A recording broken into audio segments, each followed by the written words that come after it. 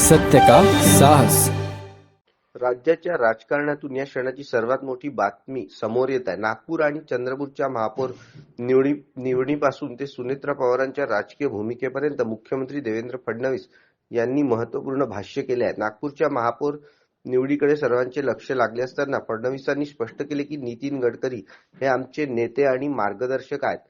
त्यांच्याशी सविस्तर चर्चा झाली असून निवडीची संपूर्ण रूपरेषा ठरवण्यात आली आहे। महापौर पदासाठी नावे जवळपास निश्चित झाली असून शहर अध्यक्ष आणि स्थानिक आमदार अंतिम निर्णय घेतील। येत्या 1 ते 2 दिवसात नागपूरच्या नव्या महापौरांचे नाव अधिकृतपणे जाहीर केले जाईल, असेही फडणवीस म्हणाले। सुनेत्रा पवार यांच्या संदर्भात सुरू असलेल्या चर्चांवर बोलताना फडणवीसांनी मित्रपक्षाला पूर्ण पाठिंबा दर्शवला आहे।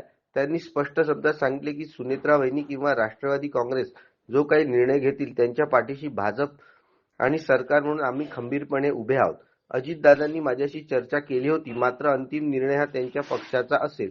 चंद्रपूरच्या संदर्भातही पार्टी लाईन ठरवून देण्यात आली असून स्थानिक नेत्यांशी चर्चा करून पुढील प्रक्रिया पूर्ण केली जाणार आहे। दरम्यान राज्याच्या आगामी अर्थसंकल्पावर फडणवीस म्हणाले की अजितदादांनी अर्थसंकल्पाची मोठी तयारी केली होती। आता उद्यापासून मी स्वतः या प्रक्रियेत लक्ष घालून सर्व कामे मार्गी लावणार आहे। आता ज्या काही महापौराच्या निवडणुका आहेत त्या संदर्भात त्याची चर्चा झाली आहे।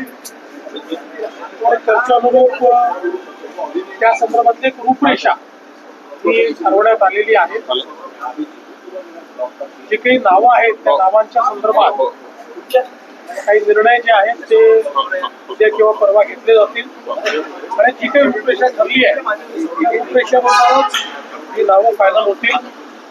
कुठलाही निर्णय जो काही घ्यायचा असेल तर राष्ट्रवादी काँग्रेस पक्ष घेईल आणि राष्ट्रवादी काँग्रेस पक्ष जो निर्णय घेईल त्याच्या पाठीशी आम्ही उभे राहून सरकार म्हणून आणि भारतीय जनता पार्टी। त्यामुळे मी आता आपल्याला एवढंच सांगू शकतो की अजितदादांचं कुटुंब असेल किंवा राष्ट्रवादी काँग्रेस पक्ष असेल याच्या पाठीशी आम्ही पूर्णपणे उभे आहोत।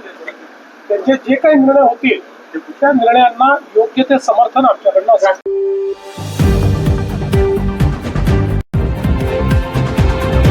अब तक सत्य का साहस।